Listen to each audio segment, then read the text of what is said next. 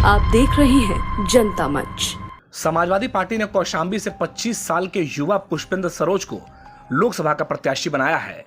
पुष्पेंद्र सरोज मझनपुर विधानसभा के 5 बार के विधायक और समाजवादी पार्टी के राष्ट्रीय महासचिव इंद्रजीत सरोज के बड़े बेटे हैं।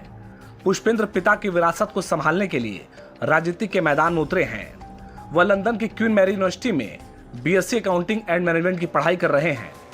वह मझनपुर तहसील के नगरिया खुर्द गांव के रहने वाले हैं, लेकिन वर्तमान में प्रयागराज के सुलेम सराय मोहल्ले में अपने परिवार के साथ रहते हैं। माना जा रहा है कि अभी तक यूपी का सबसे युवा प्रत्याशी है, जिनकी जन्म तिथि 1/3/1999 है। राजनीति का उन्हें कोई खासा अनुभव नहीं है। इसके बावजूद भी समाजवादी पार्टी ने पुष्पेंद्र पर दांव खेला है। पुष्पेंद्र के पिता इंद्रजीत सरोज की बात करें तो उन्होंने बहुजन समाज पार्टी से अपने राजनीतिक करियर की शुरुआत की थी।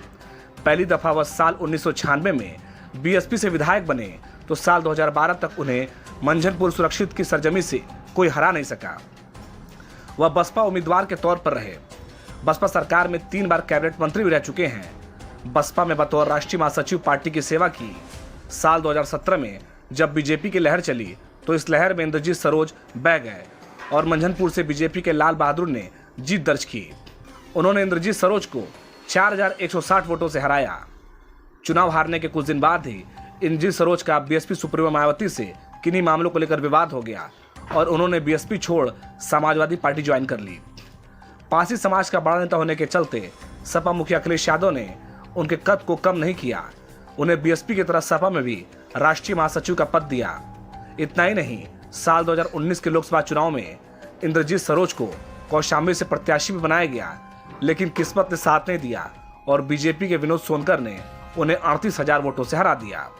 इसके बाद भी इंद्रजीत सरोज ने अपने कदम पीछे नहीं हटाए और सपा मुखिया अखिलेश यादव ने वर्ष 2022 के चुनाव में इंद्रजीत सरोज को उनके गृह विधानसभा सीट से प्रत्याशी बनाया। उन्होंने बीजेपी के लाल बहादुर को 23,000 वोटों से हराकर जीत दर्ज की। वहीं साल 2022 के चुनाव में सपा ने पहली दफा आम चुनाव में मंझनपुर, सिराथू और चायल की तीनों सीटें जीती, जिसका श्रेय इंद्रजीत सरोज को ही जाता है। इंद्रजीत सरोज के बेटे पुष्पेंद्र सरोज को लोकसभा का प्रत्याशी बनाए जाने से कार्यकर्ताओं में खुशी की लहर है और लोग उन्हें बधाइयां दे रहे हैं। ब्यूरो रिपोर्ट, जनता मंच। अभी तक आपने हमारे चैनल को सब्सक्राइब नहीं किया है तो दिए गए स्क्रीन पर हमारे जनता मंच चैनल को सब्सक्राइब करें और बेल बटन दबाना बिल्कुल न भूलें।